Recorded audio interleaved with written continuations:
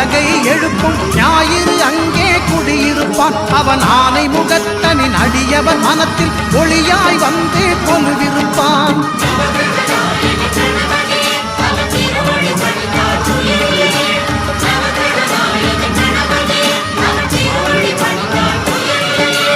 ஒன்பது கோளும் ஒன்றாய் காண அங்கு கற்பகம் என்னும் கடவுளின் மெய்யில்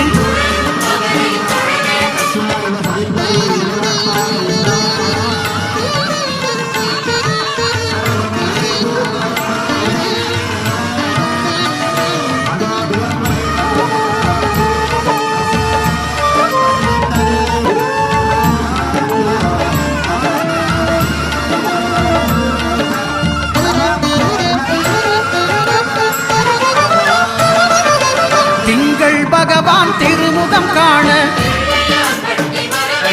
அங்கு கற்பக பெருமான்